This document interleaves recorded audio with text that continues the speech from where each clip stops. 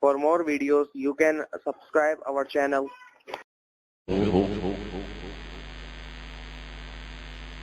ونؤمن به ونتوكل عليه ونعوذ بالله من شرور أنفسنا ومن سيئات أعمالنا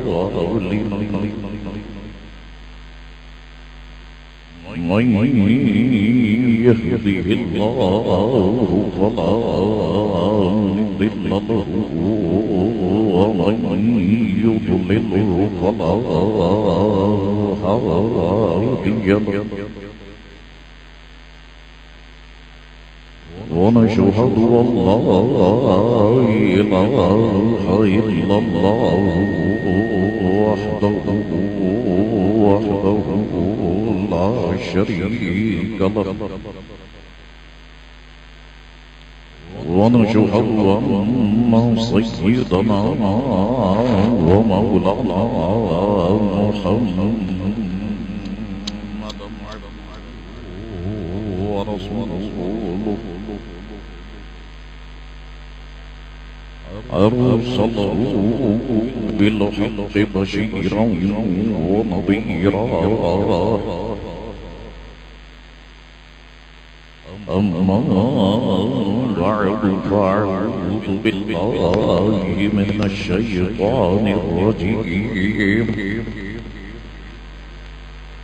بسم الله الرحمن الرحيم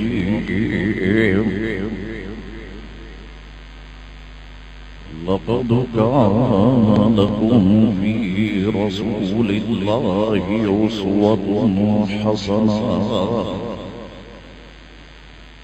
لمن كان يرجو الله واليوم الآخر وذكر الله كثيرا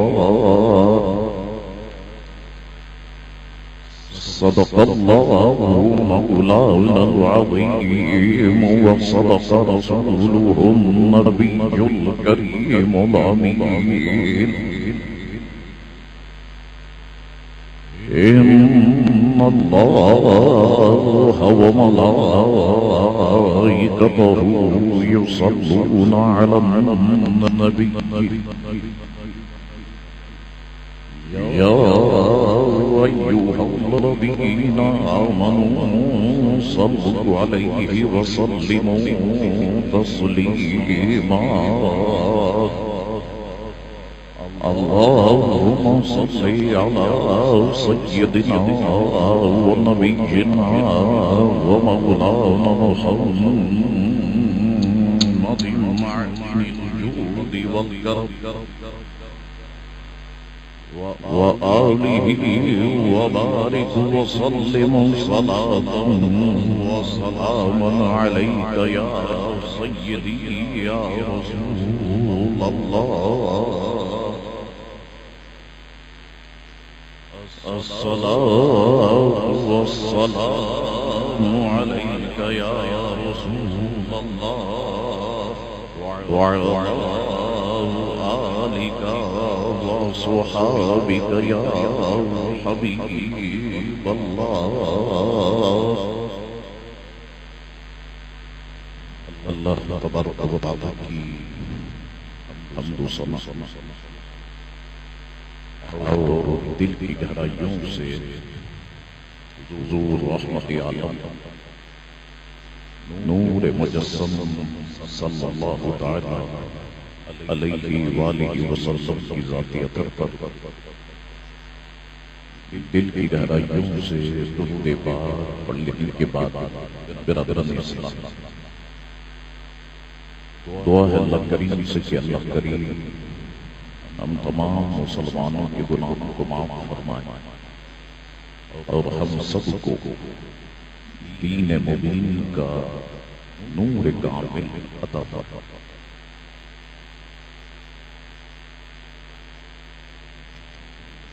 آج میں نے خطبہ شریف کے بعد قرآن مجید و فرقان حمید کی حسین آیات بینات میں سے ایک بڑی خوبصورت آیت مقدسہ آپ کی خدمت میں تلاوت فرمایا گیا لقد كان لكم في رسول الله اسوة حسنة بے شک رسول اللہ علیہ السلام کی پیروی بہتر ہے لمن كان يرجو الله واليوم الآخر وذكر الله كثيرا اس کے لیے رسول اللہ علیہ السلام کی پیروی بہتر ہے اس کے لیے جو اللہ رب العزت اور پچھلے دن کی امید رکھتا اور اللہ رب العزت کو بہت یاد کرے. دوستوں قرآن مجید و فرقان حمید حضور کریم علیہ السلام کی نعتوں کا حسین گلدستہ ہے. بظاہر یہ آیت مقدسہ آپ کی سماعتوں کو مختصر لگ رہی ہوگی،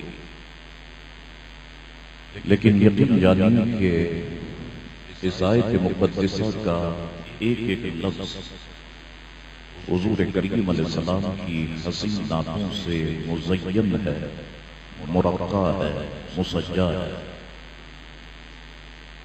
دیکھیں قرآن مجید و فرقان حمید قیامت تک آنے والے مسلمانوں کے لیے نور ہدایت ہے. قیامت تک آنے والے مسلمانوں کے لیے رائے ہدایت ہے.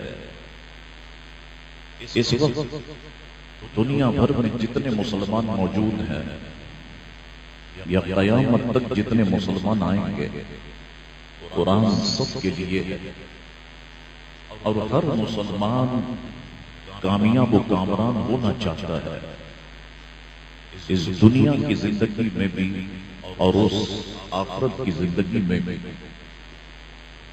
تو سوال یہ ہے کہ مسلمان کس شخصیت کو اپنا آئیڈیل بنایا، وہ کس کی طرف دیکھے، وہ کس کے نقوش قدم پہ چلے، وہ کس کی پیروی کرے. قرآن مجید و فرقان حمید کی یہ آیت مقدسہ بتا رہی ہے کہ مسلمانوں تمہیں کسی اور طرف دیکھنے کی ضرورت نہیں ہے، تمہیں کہیں اور جانے کی ضرورت نہیں ہے، تمہیں کسی اور کو آئیڈیل بنانے کی ضرورت نہیں ہے، تمہیں کسی اور کی پیروی کرنے کی ضرورت نہیں ہے. اگر تم دنیا اور آخرت میں کامیاب ہونا چاہتے ہو تو تم اس شخصیت کی طرف دیکھو کہ جو اگر اپنی زلفوں کو سمیٹ لے تو رب فرمائے وقتھا، محبوب تیرے حسین چمکتے دمکتے چہرے کی قسم، اور وہ اگر زلفوں کو بکھیر دے تو رب فرمائے واللیل اذا سجا، اے محبوب تیری پیاری زلفوں کی قسم. تم کہاں دیکھتے؟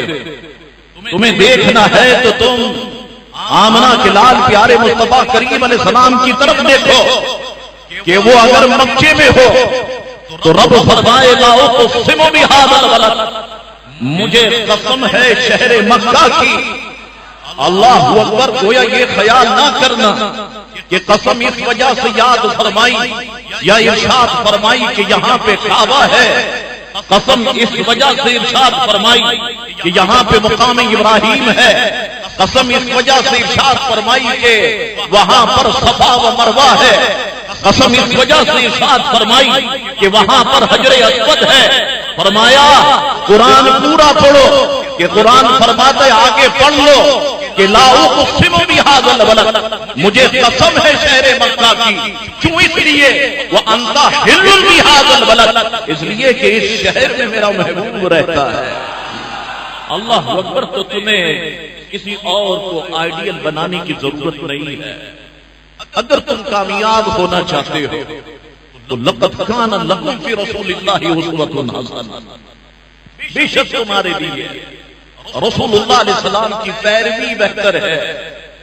میرے امام اہل سنت جھوم اٹھے اور اپنے انداز میں کہتے ہیں تیرے خلق کو حق نے عظیم کہا، تیری خلق کو حق نے جمیل کیا، کوئی تجھ سا ہوا ہے نہ ہوگا شاہ، تیرے خالق حسن و ادا کی قسم وہ خدا نے ہے مرتبہ تجھ کو دیا، نہ کسی کو ملے نہ کسی کو ملا کہ کلام مجید نے کھائی شاہ، تیرے شہر و کلام و بقا کی قسم تیرا مسند ناز ہے عرش بری، تیرا محرم راز ہے روح امین، تو ہی سرور ہر دو جہاں ہے شاہ، تیرا مثل نہیں ہے خدا کی۔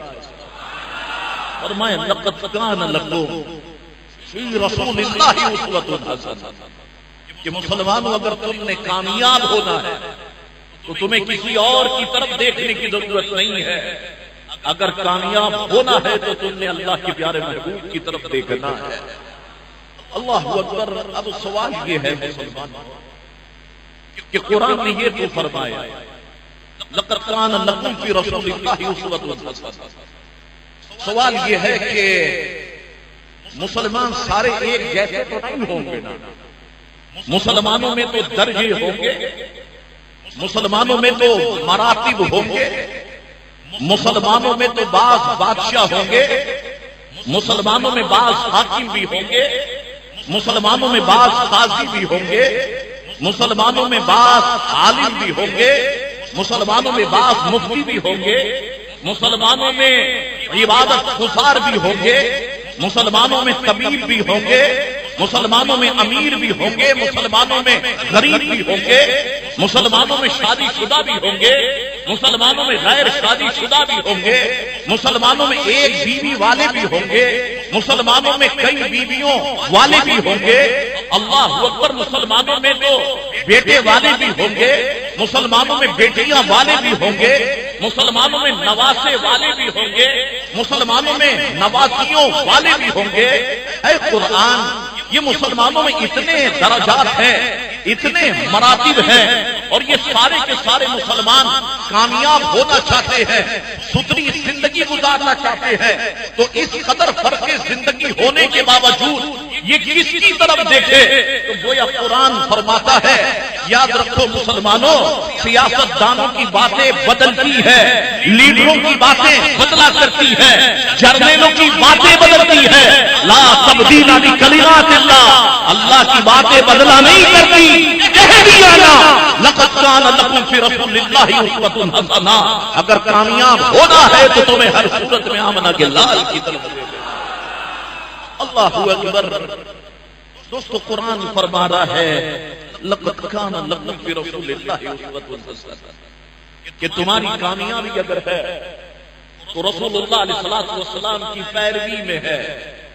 دیکھو میں آپ کو بتاؤں، اس دنیا کے اندر انبیاء و مرسلین نے اپنی زندگیاں گزاری ہیں، اور ہم سارے انبیاء و مرسلین کی عزت کرنے والے لوگ ہیں۔ اللہ اکبر۔ دیکھیں آپ، حضرت عیسیٰ علیہ السلام نے اپنی زندگی گزاری، لیکن اپنی پوری زندگی میں حضرت عیسیٰ علیہ السلام نے مکان تک نہیں بنایا۔ ساری زندگی گزاری لیکن مکان تک نہیں بنایا۔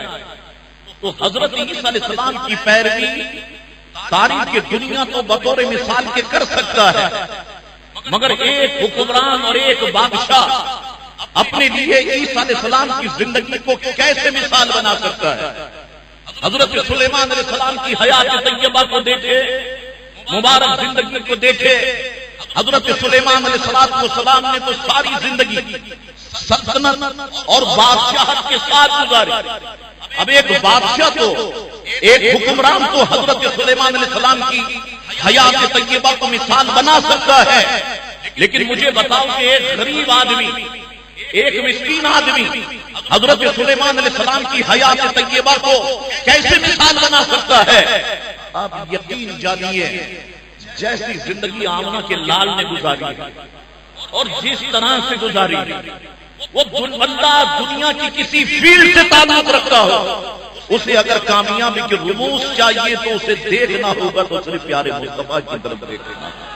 فرمایا لقد کان لکم فی رسول اللہ اسوۃ حسنہ، اگر تم کامیاب ہونا چاہتے ہو، اگر کامیابی ہے تو وہ رسول اللہ علیہ الصلوۃ والسلام کی پیروی میں ہے۔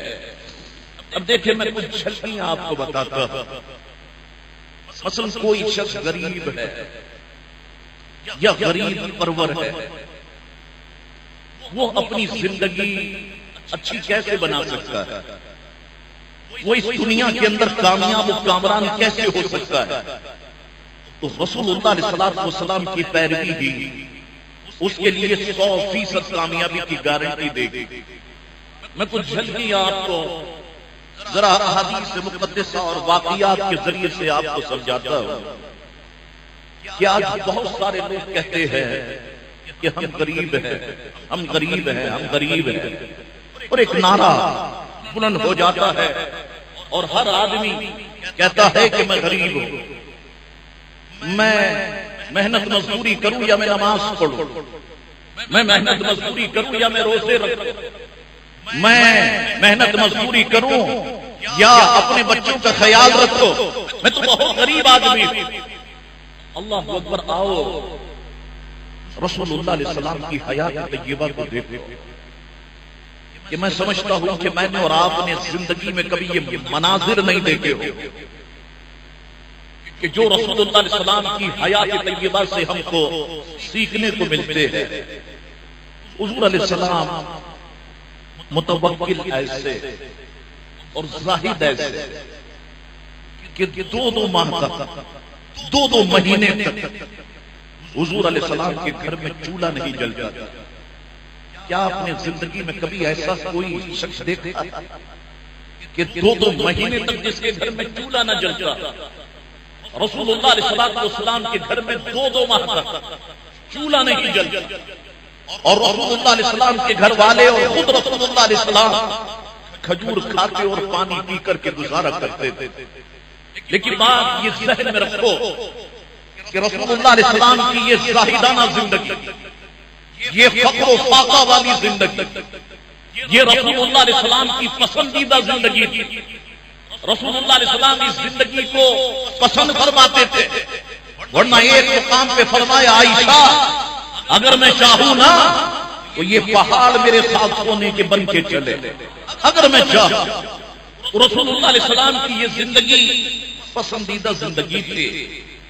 ام المؤمنین سیدہ عائشہ صدیقہ رضی اللہ تعالی عنہا فرماتی ہے لم یمتلی جوف النبی صلی اللہ علیہ وسلم شبعا قط، کہ رسول اللہ علیہ السلام نے کبھی شکم سیر ہو کر کھانا نہیں کھایا۔ اللہ اکبر، مقام و مرتبہ رسول اللہ علیہ السلام کا یہ ہے کہ فرمایا کہ اللہ تعالیٰ نے فرمایا کہ محبوب اگر تم چاہو تو تمہارے لیے مکی کی پتھریلی زمین کو سونا بنا دیا جائے۔ تو حضور فرماتے میں نے عرض کی نہیں ہے میرے رب، بلکہ میں تو یہ چاہتا ہوں کہ ایک دن کھانا کھاؤں اور ایک دن بھوکا رہوں، بس جب میں بھوکا رہوں تو تیری طرف زاری کروں، عاجزی کروں، تجھے یاد کروں، اور جب میں آسودہ رہوں تو مولا میں تیرا شکر کروں، تیری حمد کروں، تیری ثنا کروں۔ مولا میں تو ایسی زندگی چاہتا ہوں۔ حضرت عائشہ صدیقہ رضی اللہ تعالی عنہا فرماتی ہے حضور علیہ السلام کی وفات تک کبھی 2 دن ایسے متواتر نہیں گزرے کہ جن میں آپ کے گھر والوں نے جو کی روٹی ہی پیٹ بھر کے کھائی ہو، شکم سیر ہو کر کے کھائی ہو۔ اللہ اکبر، یہ بتا رہا ہوں میں کہ لوگ جو غربت کی اتنی بڑی بڑی باتیں کرتے ہیں، وہ رسول اللہ علیہ السلام کی طرف دیکھے کہ تاجدار انبیاء علیہ السلام نے اس دنیا میں کیسی زندگی بسر کی ہے۔ حضرت سلمان اور حضرت ابو جو حیفا رضی اللہ تعالی عنہما فرماتے ہیں کہ حضور نے فرمایا ایک مرتبہ کہ دنیا میں لوگوں میں سب سے زیادہ کھانے والے، حضور نے فرمایا آخرت میں سب سے زیادہ بھوکے ہوں گے۔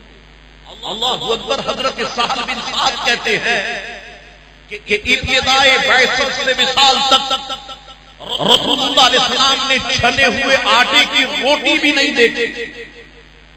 لوگوں نے ان سے پوچھا کیا آپ کے عہد مبارکہ میں چھنیاں نہیں تھی؟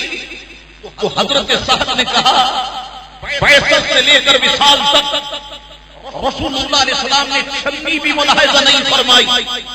ان سے پوچھا گیا کہ آپ لوگ جو کے بغیر چھنے آٹے کو کس طرح کھاتے تھے؟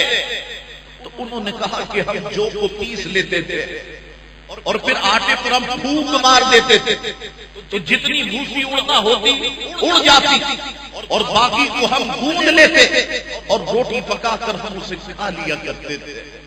یہ رسول اللہ علیہ السلام کی زندگی ہے.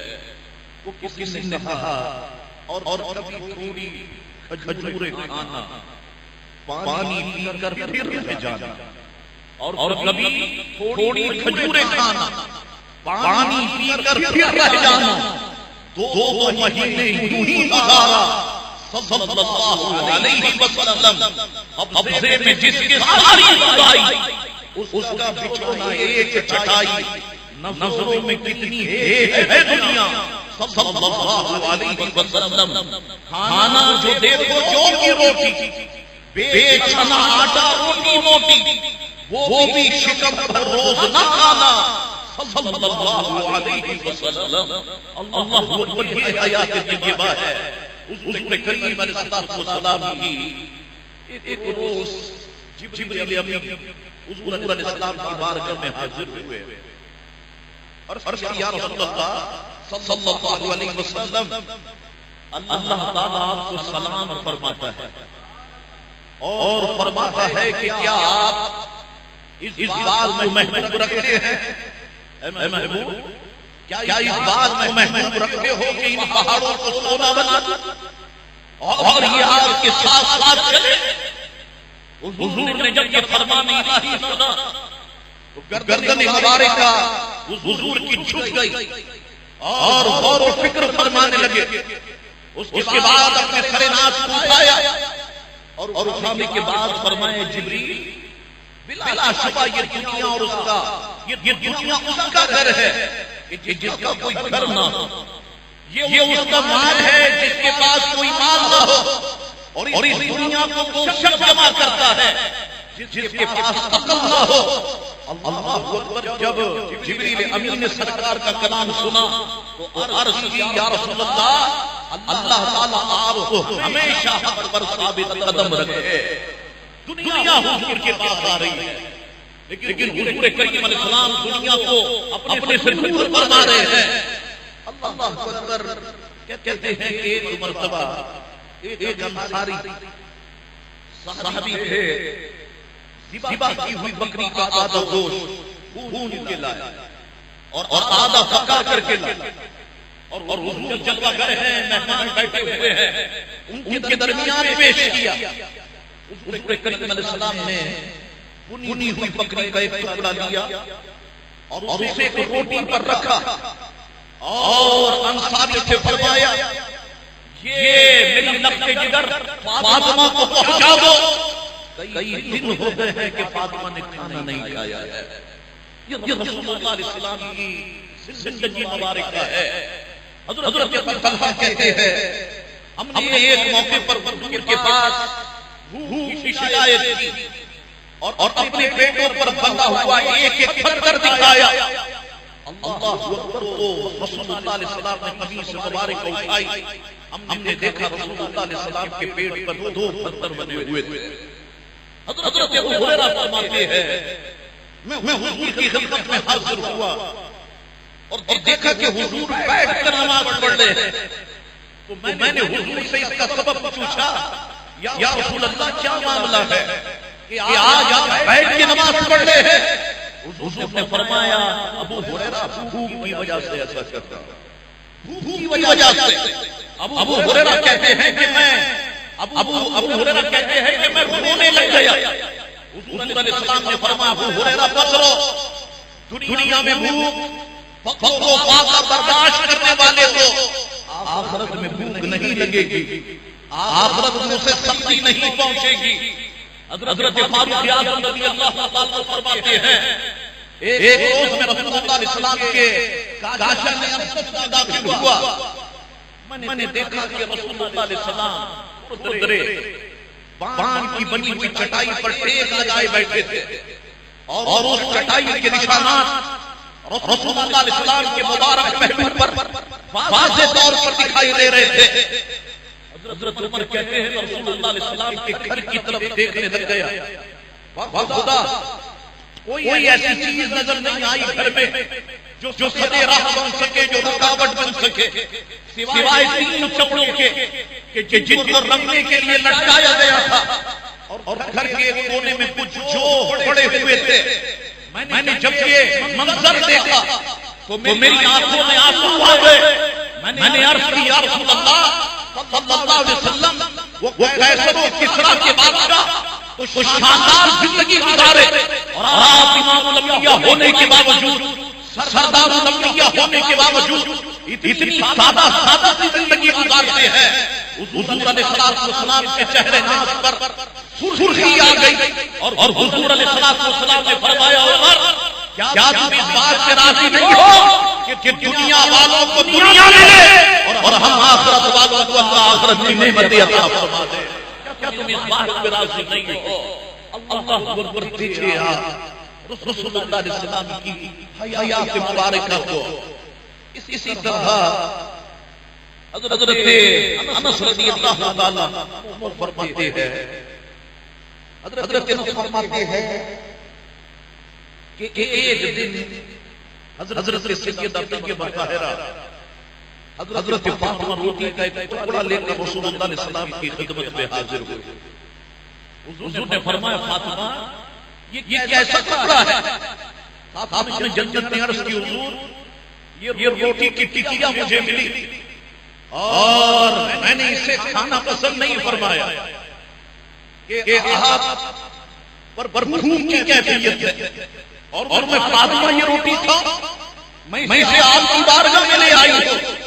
اللہ اکبر، حضور علیہ السلام نے اس روٹی کے ٹکڑے کو تناول فرمایا اور فرمایا فاطمہ یہ 3 دن کے بعد پہلا کھانا ہے جو تمہارے والد کے حلق سے نیچے اتر رہا ہے۔ اللہ اکبر، ایسی زندگی رسول اللہ علیہ السلام کی۔ ابن ابی شیبہ نے بنو سالم کے کسی شخص سے روایت کی کہ رسول اللہ علیہ السلام کی خدمت میں ہدیۃً کھانے کی کوئی چیز پیش کی گئی۔ حضور علیہ السلام نے ادھر ادھر دیکھا، کوئی شے نظر نہ آئی کہ اس میں اس چیز کو رکھ دیں۔ حضور کریم علیہ السلام نے فرمایا اچھا پھر ایسا کرو اسے زمین پر ہی رکھ دو۔ اللہ اکبر، وہ چیز زمین پر رکھ دی گئی۔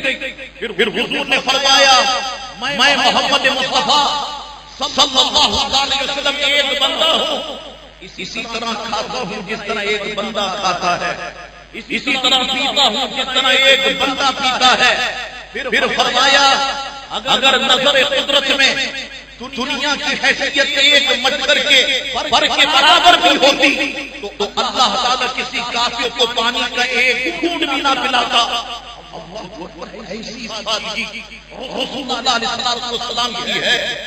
ابن عمر رضی اللہ تعالیٰ عنہ فرماتے ہیں کہ میں رسول اللہ علیہ السلام کے ساتھ مدینہ منورہ کے ایک باغ میں داخل ہوا تو حضور علیہ السلام آدھی پکی ہوئی، آدھی کچی تھی کھجور اور آدھی پکی تھی، حضور علیہ السلام کی خدمت میں پیش کی گئی تو وہ حضور سے کھانے لگے۔ فرمایا ابن عمر لو تم بھی کھاؤ۔ میں نے عرض کی یا رسول اللہ مجھے خواہش نہیں ہے۔ فرمایا ابن عمر تمہیں ان کی خواہش نہیں ہے؟ اللہ اکبر، یہ وہ کھانا ہے کہ جسے اللہ کے رسول نے 4 دنوں کے بعد کھایا ہے۔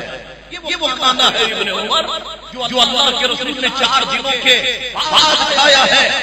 اللہ اکبر، حضرت جعفر بن سلیمان حضرت جریری کے حوالے سے لکھتے ہیں کہ انہوں نے فرمایا کہ مشتق کی بات پہنچی، ایک دن رسول اللہ علیہ السلام اپنی صحابی کے ساتھ تشریف فرما تھے۔ اسی اثر میں حضور علیہ السلام نے اپنے شکم اقدس کو دبایا اپنے پیٹ مبارک کو دبایا۔ ان صحابی رسول نے عرض کی یا رسول اللہ صلی اللہ علیہ وسلم میرے ماں باپ آپ پہ قربان، حضور کیا آپ کے پیٹ میں درد ہے؟ حضور کیا پیٹ میں تکلیف ہے؟ فرمایا نہیں، حضور پھر حیثیت کر رہے ہیں کہ پیٹ دبا رہے ہیں۔ فرمایا بھوک کی وجہ سے ایسا کر رہا ہوں۔ اللہ اکبر، وہ عاشق زار اسی وقت کھڑے ہوئے اور انصار کے ایک باغ میں گئے تو دیکھا کہ وہ انصاری اپنے باغ کو پانی دے رہے تھے۔ انہوں نے انصاری سے کہا اگر تو مجھے ہر ڈول کے بدلے، کنویں سے ڈول نکالا جاتا تھا پانی کا، ہر ڈول کے بدلے اگر ایک اچھی کھجور دو تو میں تمہارے باغ کو سیراب کرتا ہوں، کیا تمہیں منظور ہے؟ انہوں نے کہا ہاں مجھے منظور ہے۔ چنانچہ ان صحابی رسول نے کندھے پر سے اپنی چادر اتار کے رکھ دی اور ڈول نکال کر باغ کو سیراب کرنا شروع کر دیا۔ وہ صحابی اتنے طاقتور تھے، پے در پہ جوش و خروش سے پانی نکالتے رہے، یہاں تک کہ مسلسل ڈول نکالنے کی وجہ سے سانس پھول گئی، رک گئے اور پھر کہا کہ یہ میری جھولی ہے، میں نے جتنے ڈول پانی نکالے ہیں تم ایک ایک ڈول کے بدلے ایک ایک کھجور اس میں ڈالو۔ اللہ اکبر، اس نے ڈالی۔ جب گنی گئی تو وہ آدھا سیر تھی، وہ لے کر بارگاہ رسول اللہ علیہ السلام میں پہنچے اور عرض کی یا رسول اللہ صلی اللہ علیہ وسلم، یہ میں نے محنت کی ہے اور یہ محنت کی کھجوریں ہیں، یہ آدھی سیر ہے۔ اللہ اکبر، رسول اللہ علیہ السلام نے ان کھجوروں کو لیا اور حضور کریم علیہ السلام، اللہ اکبر، یہ کمال بات ہے دوستو، حضور کریم علیہ السلام مٹھی بھرتے رہے اور حضور نے فرمایا یہ لے کے جاؤ، وہ فلاں بیوہ عورت کو دے کر کے آؤ، یہ مٹھی بھری فرمائی لے کے جاؤ، فلاں خاتون کو دے کر کے آؤ۔ اللہ اکبر، بھوک کا غلبہ ہے اور رسول اللہ علیہ السلام وہ کھجوریں دوسرے کو دے رہے ہیں، لے کے جاؤ، انہیں دے کر کے آؤ، اس خاتون کو دے کر کے آؤ، اس بیوہ کو دے کر کے آؤ، اس غریب عورت کو دے کر کے آؤ۔ اللہ اکبر، صحابہ رسول منظر سے دیکھ رہے ہیں، حضور مٹھی بھر کے دے رہے ہیں اور کھجوریں ختم ہونے کا نام نہیں لے رہی۔ اللہ اکبر، حیران ہوئے تو حضور کریم علیہ السلام سے عرض کرنے لگے یا رسول اللہ، میں دیکھ رہا ہوں آپ مٹھیاں بھر بھر کے دے رہے ہیں اور کمی نہیں ہو رہی۔ حضور نے فرمایا کیا تم قرآن کی یہ آیت نہیں پڑھتے ہو؟ میں نے عرض کی یا رسول اللہ کون سی آیت؟ فرمایا دیکھو قرآن فرماتا ہے وَمَا أَنفَقْتُم مِّن شَيْءٍ فَهُوَ يُخْلِفُهُ وَهُوَ خَيْرُ الرَّازِقِينَ، اور جو چیز تم اللہ کی راہ میں خرچ کرو گے وہ اس کے بدلے اور دے گا اور وہ سب سے زیادہ بہتر رزق دینے والا ہے۔ اللہ اکبر، یہ شان رسول اللہ علیہ السلام کی ہے۔ شدید بھوک کا غلبہ ہے، کھجوریں آتی ہیں اور پھر بھی حضور خود تناول نہیں فرما رہے، فرماتے اسے دے کر کے آؤ، اسے دے کر کے آؤ، وہ بیوہ ہے اسے دے دو، وہ بھوکی ہے اسے دے دو۔ اللہ اکبر، یہ تعلیم رسول اللہ علیہ السلام ہے کہ جس پر ہم سب کو عمل کرنا بہت ضروری ہے۔ حضرت عائشہ صدیقہ فرماتی ہے حضور نے کبھی شکم سیر ہو کر کھانا نہیں کھایا اور کبھی اس کا تذکرہ بھی نہیں کیا۔ شکم سیر ہونے سے زیادہ فاقہ زدہ ہونا زیادہ عزیز تھا۔ جب کبھی رات کو بھوک لگتی اور سوتے حضور تو ساری رات بھوک کے سبب دشواری میں گزارتے۔ یہ حالت بھی رسول اللہ علیہ السلام کو دن میں روزہ رکھنے سے نہیں روک سکتی تھی۔ اللہ اکبر، حضرت عائشہ صدیقہ فرماتی ہے حالانکہ آپ اپنے رب کریم سے سوال کرتے تو اللہ تعالیٰ خزائن بے بہا آپ کو عطا فرماتا، وافر مقدار میں پھل اور زندگی کی تمام سہولتیں عطا فرماتا۔ سیدہ عائشہ صدیقہ فرماتی ہے آپ کی اس اختیاری حالت اور فقر و فاقہ کو دیکھتے ہوئے کبھی کبھی میں رو پڑتی، میری آنکھوں سے آنسو قطار اندر قطار جاری ہو جاتے اور میں حضور کے پیٹ پر ہاتھ پھیرتی اور کہتی میری جان یا رسول اللہ آپ پہ قربان، اور آپ پر قربان اس دنیا سے کم از کم آپ اتنا حصہ تو قبول فرمائیں جس سے فاقے کی تکلیف نہ اٹھانی پڑے. یہ سن کر حضور فرماتے عائشہ اس دنیا سے میرا کیا واسطہ, اس دنیا سے کیا سروکار. میرے اولو العزم بھائی انبیاء و مرسلین پیغمبروں نے اس سے کٹھن حالات میں اپنی زندگی گزاری ہے. اللہ اکبر. یہ رسول اللہ علیہ السلام کی حیات مبارکہ ہے. واقعی دوستو جیسی زندگی اس دنیا میں رسول اللہ علیہ السلام نے گزاری, جیسی زندگی اس دنیا میں رسول اللہ علیہ السلام کی پیاری ازواج نے گزاری, جیسی زندگی اس دنیا میں رسول اللہ علیہ السلام کے اہل بیت نے گزاری, جیسی زندگی اس دنیا میں رسول کے صحابہ نے گزاری, ہم ویسی زندگی کا تصور بھی نہیں کر سکتے کہ کتنی مشکلات اس دنیا کے اندر اللہ کے رسول علیہ السلام نے برداشت کی ہے. آئیے بات لوگ کرتے ہیں, تنقید کرتے ہیں میرے آقا پر کے رسول اللہ علیہ السلام کے پاس تو مال بہت تھا, دولت بہت تھی, کبھی تو رسول اللہ علیہ السلام سے 9 شادیاں کی اور اتنی ازواج رسول اللہ نے اپنے نکاح کے اندر رکھی. اور میں رسول اللہ علیہ السلام کے ازواج مطہرات کے حجروں کا حال تمہیں بتاتا ہوں. حجروں کا حال یہ تھا کہ 4 حجروں کی دیواریں کچی اینٹوں کی تھی اور چھت کھجور کے شاخوں کی تھی جن پر مٹی کی لپائی کر دی گئی, اور 5 حجروں کی تو دیواریں بھی نہیں تھی, صرف کھجور کی شاخیں گاڑ کر ان پر مٹی کا لیپ کر دیا گیا تھا, اور ان کے دروازوں پر 3 ہاتھ لمبے اور 1 ہاتھ چوڑے کمبل کے پردے تھے. حضور امام علی مقام امام حسین رضی اللہ تعالیٰ فرماتے چھت کی بلندی اتنی تھی کہ میں اگر کھڑا ہوتا تو میرا سر چھت پہ لگا کرتا تھا.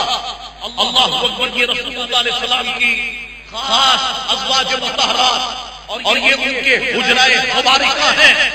اللہ اکبر. غالباً انہی حالات کے پیش نظر شاید کبھی کسی زوجہ کا خیال زینت و آرائش کی طرف گیا ہوگا تو اللہ تعالیٰ نے آیت مقدسہ نازل فرمائی.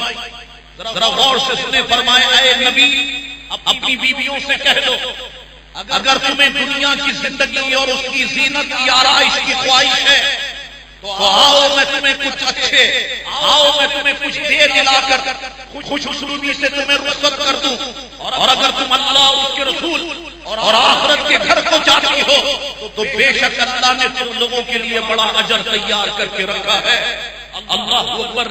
ان آیت مقدسہ کے نازل ہونے کے بعد سارے خیالات اگر کسی کے دل مبارکہ میں بھی تھے تو وہ ختم ہو گئے, اور انہوں نے اپنی ساری زندگی اس طرح سادگی کے ساتھ رسول اللہ علیہ السلام کے ساتھ گزار دی.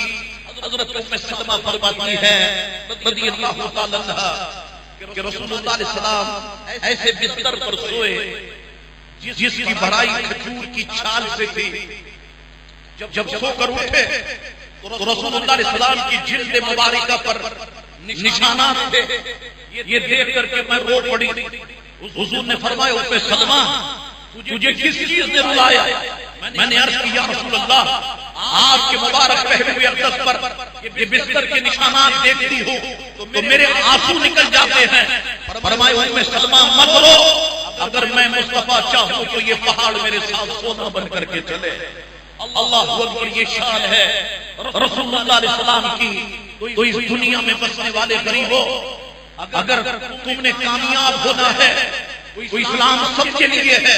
وہ امیر ہو یا غریب ہو, وہ بادشاہ ہو یا وزیر ہو, وہ عالم ہو یا مفتی ہو, اور اسلام سب کو کامیاب دیکھنا چاہتا ہے.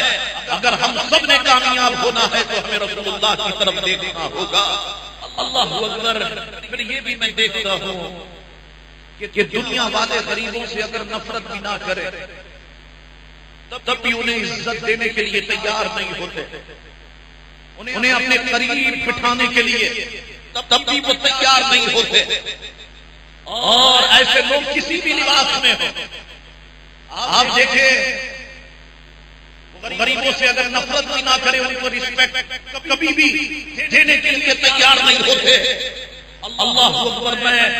اس حوالے سے جب رسول اللہ علیہ السلام کی حیات طیبہ کو دیکھتا ہو تو حضرت ابو درداء فرماتے ہیں میں نے رسول اللہ علیہ السلام کو فرماتے ہوئے سنا میرے پاس ابو درداء کمزور لوگوں کو لایا کرو، میرے پاس ضعیفوں کو لایا کرو، گویا فرمایا میرے پاس غریبوں کو ڈھونڈ کے لایا کرو، کیونکہ تمہیں جو رزق دیا جاتا ہے اور دشمن کے مقابلے میں جو تمہاری مدد کی جاتی ہے وہ انہی کمزور لوگوں کی وجہ سے کی جاتی ہے۔ اللہ اکبر۔ ترمذی اور مشکاۃ شریف کے الفاظ فرمایا ابغونی فی ضعفائکم، یعنی اگر تم مجھے ڈھونڈنا چاہتے ہو تو غریب اور ضعیف لوگوں میں ڈھونڈو، میں مصطفیٰ تمہیں ہمیشہ غریب لوگوں میں بیٹھا ہوا ملوں گا۔ اللہ اکبر۔ یہ شان ہے رسول اللہ علیہ السلام کی، اور سنن نسائی کے الفاظ ہیں کہ حضور نے فرمایا اللہ تعالیٰ امت کے کمزور لوگوں کی دعاؤں، نمازوں اور ان کے خلوص کی برکت ہی سے اس امت کی مدد فرماتا ہے۔ اللہ اکبر۔ کسی پیسے والے کو کبھی اگر کوئی غریب دعوت بھی دے تو پہلے تو اس کی دعوت ایکسپٹ نہیں کی جاتی، اور دعوت اگر ایکسپٹ کی بھی جائے تو اس کی دعوت میں جانا گویا اس پر شرمندگی کا اظہار کیا جاتا ہے۔ حضرت انس رضی اللہ عنہ فرماتے ہیں کہ مدینہ شریف میں ایک غریب درزی تھا، اس نے عرض کی یا رسول اللہ میں اگر آپ کی دعوت کروں تو آپ میرے گھر آئیں گے؟ حضور نے فرمایا کہ ضرور آؤں گا۔ حضرت انس فرماتے ہیں اس غریب درزی نے دعوت کی اور حضور اس کے گھر تشریف لے گئے۔ اس نے ایک غریب نے کیا پیش کرنا ہے، میں کہتا ہوں اس کا تحفہ نہیں دیکھا کرو، اس کا اخلاص دیکھا کرو، اخلاص دیکھا کرو۔ وہ اگر تمہیں چنے بھی کھلا دے اس کا اخلاص دیکھو، وہ سوکھی روٹی بھی دے دے اس کا اخلاص دیکھو۔ اللہ اکبر۔ وہ غریب تھے، انہوں نے شوربہ بنایا اور شوربے میں کدو کے ٹکڑے ڈال دیے اور اسے پیالے میں رسول اللہ کی بارگاہ میں پیش کیا۔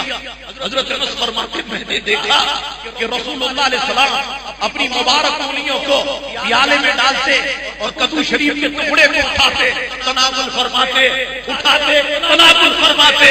حضرت انس فرماتے ہیں میں سمجھ گیا کہ رسول اللہ کو کدو بہت زیادہ محبوب ہے۔ اللہ اکبر۔ میں نے مرتے دم تک کدو کو اپنی پسندیدہ غذا بنا لیا۔ رسول اللہ علیہ السلام کی زندگی ہے، اور آج بڑے بڑے ماہرین اس کدو پر ریسرچ کر رہے ہیں اور اس کے بیجوں پہ ریسرچ کر رہے ہیں، اور جدید ریسرچ کا جدید ریسرچ کی ایک کامیابی یہ ہے کہ کینسر کا علاج اگر کسی کے اندر ہے تو وہ کدو شریف کے اندر ہے۔ اللہ اکبر۔ اب اس پر تحقیق کی جا رہی ہے۔ حضرت انس رضی اللہ تعالی عنہ کی میں نے بات آپ کی خدمت میں پیش کی۔ آئیے میں مختصر کرتے ہوئے آگے بڑھتا ہوں۔ ایک بار رسول اللہ علیہ السلام کی بارگاہ میں 90,000 درہم پیش کیے گئے۔ 90,000 درہم۔ آپ نے حکم فرمایا اس کو سامنے چٹائی پر رکھ دو۔ وہ 90,000 درہم سامنے چٹائی پر رکھ دیے گئے۔ حضور تقسیم فرمانے کے لیے اٹھے اور راوی فرماتے کسی سائی کو خالی نہیں لوٹایا، بھر بھر کے جھولیاں بھر بھر کے حضور نے تراہیم عطا فرمائے۔ وقت آیا کہ سارے ختم ہو گئے۔ جب سب ختم ہوئے تو بعد میں ایک شخص آ گیا اور آپ سے مانگنے لگا۔ حضور نے فرمایا جتنے تھے سب بانٹ دیے۔ اچھا ایسا کرو فلاں دکاندار کے پاس جاؤ اور میرے نام پر اسے تمہیں جو چیز چاہیے اسے لے لو، میں پیسے دوں گا، جا کر کے لے لو۔ اللہ اکبر۔ اس کی ادائیگی میں کروں گا۔ حضرت فاروق اعظم نے عرض کی یا رسول اللہ صلی اللہ علیہ وسلم جو چیز آپ کے پاس نہیں ہے اس کا تو اللہ نے آپ کو مکلف نہیں لیا کہ آپ قرضہ لے کر لوگوں کی ضرورتیں پوری کریں۔ حضور علیہ السلام کو فاروق اعظم کی یہ بات پسند نہ آئی۔ ایک انصاری صحابی وہاں پر بیٹھے ہوئے تھے، انہوں نے عرض کی یا رسول اللہ آپ بے دھڑک خرچ کریں، رب العرش کی طرف سے تندرستی کا اندیشہ نہ کرے۔ یہ سن کر حضور کے چہرے پہ مسکراہٹ بکھر گئی اور خوشی کے آثار نمودار ہوئے۔ حضور نے فرمایا مجھے اللہ نے اسی چیز کا حکم دیا ہے، مجھے اللہ نے اسی چیز کا حکم دیا ہے۔ تو کسی کو اللہ نے اگر مان دیا ہے وہ یاد رکھے کہ اس میں غریبوں کا بھی حصہ ہے اور وہ غریبوں پر بے کرے خرچ کرے۔ حضور نے ایک مقام پہ فرمایا جانتے ہو میری اور تمہاری مثال کیا ہے؟ پھر حضور نے اسے سمجھایا۔ ایک دن ایک اعرابی رسول اللہ علیہ وسلم کی بارگاہ میں حاضر ہوئے اور کسی چیز کے بارے میں اعانت طلب کی۔ وہ دیہاتی تھے، وہ اعرابی تھے، کہنے لگے اے محمد مجھے کچھ دیجیے، اور ہاں آپ جو دیں گے مجھے وہ اپنے والد کے مال میں سے نہیں دیں گے۔ اللہ اکبر۔ حضور نے اسے کچھ عطا فرمایا۔ پھر حضور نے فرمایا کیا میں نے تیرے ساتھ کوئی احسان کیا؟ اعرابی نے کہا نہیں، آپ نے میرے ساتھ کوئی بھلائی نہیں کی، کوئی احسان نہیں کیا، نہ کوئی اچھی بات کی۔ اس کا یہ پختہ خانہ جواب سن کر صحابہ کرام اس کی طرف لپکے تاکہ اس کو پکڑے۔ رسول اللہ علیہ وسلم نے اشارے سے روک دیا۔ پھر آپ کھڑے ہوئے اور کاشا نے اقدس میں تشریف لے گئے۔ اعرابی کو بلایا، جب وہ حاضر ہوا تو اسے مزید عطا فرمایا۔ کیا اب تو راضی ہے؟ اس نے کہا نہیں۔ حضور نے پھر عطا فرمایا کیا اب تو راضی ہے؟ اس نے کہا جی ہاں میں راضی ہو گیا، میں آپ سے خوش ہو گیا۔ رسول اللہ علیہ وسلم نے فرمایا تو ہمارے صحابہ کے پاس آیا، ہم نے تجھے کچھ عطا فرمایا اور تم نے کہا جو تیرے انداز گفتگو سے صحابہ کرام کے دل میں جلال اور ملال پیدا ہوا، اب اگر تو پسند کرے تو ان کی موجودگی میں یہ کہہ دے کہ جو میرے سامنے تم نے ابھی الفاظ کہے کہ جی ہاں میں آپ سے راضی ہو گیا۔ اس نے کہا ٹھیک ہے میں الفاظ کہہ دوں گا۔ رابی فرماتے اگلے دن یا رات کو وہ اعرابی پھر حاضر خدمت ہوا اور حضور نے صحابہ کرام کو مخاطب کرتے ہوئے فرمایا کل اس نے یہ الفاظ کہے تو تم مارنے کے لیے دوڑ رہے تھے اور میں نے منع کیا، اب یہ آ گیا، اب سنو یہ تم سے کیا کہتا ہے۔ وہ کہنے لگا کہ اللہ کے رسول نے مجھے اتنا دیا کہ اب میں راضی ہو گیا ہوں۔ اللہ اکبر۔ حضور نے فرمایا آگاہ ہو جاؤ، میری اور تمہاری مثال ایسی ہے جیسے کسی شخص کی اونٹنی بھاگ نکلے، اسے پکڑنے کے لیے اس کا پیچھا لوگ کریں، لوگوں کے تعاقب سے وہ اونٹنی اور زیادہ پٹک کر اور تیزی سے بھاگنا شروع کر دے۔ اسی دوران اس کا مالک آ جائے اور لوگوں کو آواز دے کر کے کہے میرے اور اونٹنی کے درمیان سے ہٹ جاؤ۔ اللہ اکبر۔ میں اس کو سب سے زیادہ جاننے والا ہوں، میں اس پر سب سے زیادہ رحم کرنے والا ہوں۔ بس اس نے جھولی میں سب چارہ لیا اور اپنی اونٹنی کی طرف متوجہ ہوا۔ اونٹنی نے مالک کو دیکھا، مانوس ہو گئی اور اس کے پاس آ گئی۔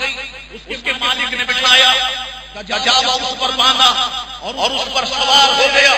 یہ مثال بیان کرنے کے بعد اس نے فرمایا کل اس شخص نے جو گستاخی کی تھی تم اس کو پکڑنے کے لیے لپکے تھے، اگر میں تمہیں اس خاص میں چھوڑ دیتا تم اس کو قتل کر دیتے اور اس کا ٹھکانہ جہنم بن جاتا۔ اللہ اکبر۔ کو یا حضور فرمانا چاہتے ہیں میں اللہ کا نبی ہوں، جتنا میں اللہ کے بندوں کو جانتا ہوں اتنا کوئی اور نہیں جانتا ہے۔ اللہ اکبر۔ یہ شان حضور کریم علیہ السلام کی ہے۔ اب آؤ میں دو چار باتیں ان لوگوں کے لیے کہ جو غریب پرور لوگ ہیں، جن کے دلوں میں پتھر کا دل نہیں ہے، بلکہ اللہ نے اس دل کو ان کے لیے موم کر دیا ہے۔ وہ نرم دل والے لوگ ہیں اور جو پتھر دل والے لوگ ہیں وہ بھی سنیں کہ یہ سخت دل اگر نرم ہو تو کیسے ہو۔ ان باتوں پر وہ غور کرے۔ طبرانی میں حضرت ابن عمر کہتے ہیں آپ فرماتے ہیں کہ ایک روز حضور علیہ السلام کپڑے والے کی دکان پر کپڑے والے کے یہاں تشریف لے گئے اور اس سے 4 درہم کی قمیص حضور علیہ السلام نے خریدی، وہ پہن کر حضور گھر سے باہر تشریف لائے. ایک انصاری کی نظر پڑی، اس نے عرض کی ابسینی قصرن فساق اللہ من ثیاب الجنہ. دیکھیں الفاظ کتنے شاندار ہوتے تھے. اس صحابی نے عرض کی یا رسول اللہ اگر یہ قمیص آپ مجھے پہنائیں گے تو اللہ آپ کو جنت کا لباس پہنائے گا. بڑی شاندار بات نہیں تھی. حضور کریم علیہ السلام نے بلا تعامل وہ قمیص مبارک کو اتاری اور سنساری پر مرحمت فرما دی. پھر دکان پہ تشریف لے گئے اور اپنے لیے 4 درہم کی دوسری قمیص حضور نے خریدی اور اسے بے تن کر کے حضور باہر تشریف لائے. کہتے ہیں کہ 10 درہم حضور کے پاس اس وقت تھے. اب 8 درہم تو 2 قمیصوں میں لگ گئے، 2 درہم باقی تھے. حضور کریم علیہ السلام آگے بڑھے، دیکھا ایک چھوٹی بچی ہے اور وہ زارو قطار ہو رہی ہے. حضور نے فرمایا تو روتی کیوں ہے؟ اس نے عرض کی یا رسول اللہ میرے مالک نے مجھے 2 درہم دیے تھے آٹا خرید کر لانے کے لیے اور وہ 2 درہم کہیں گر گئے، وہ ہو گئے، مجھے اس کی خبر نہیں ہے. حضور علیہ السلام نے جو 2 درہم بچے تھے وہ بچی کو عطا کر دیے.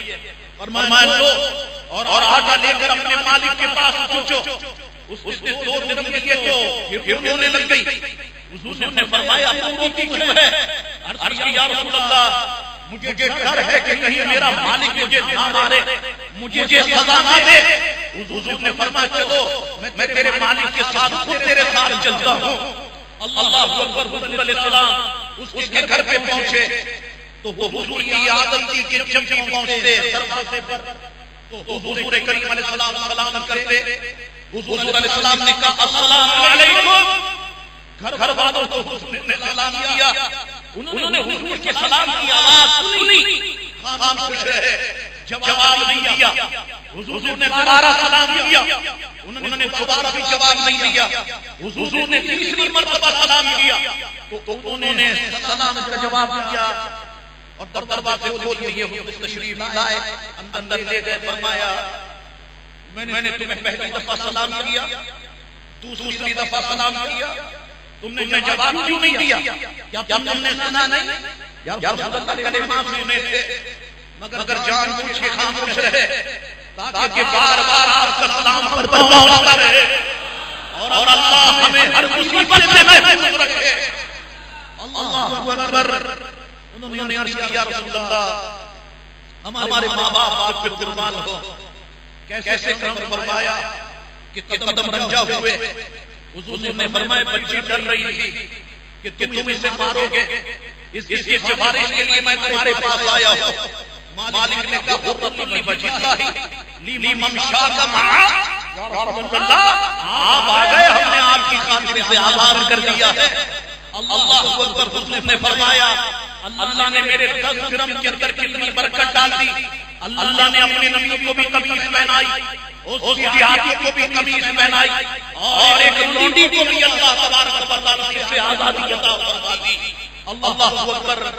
یاد رکھو مسلمانوں، غریبوں کی مدد کا سب سے بڑا فائدہ یہ ہوتا ہے، کسی بھی مدد کا سب سے بڑا فائدہ یہ ہوتا ہے کہ دل کو بڑا سکون ملتا ہے، دل کو بڑی راحت ملتی ہے اور انسان کہتا ہے اللہ نے مجھے اس قابل سمجھا اور میرے ذریعے سے دیکھو اس کا کتنا بڑا کام ہو گیا.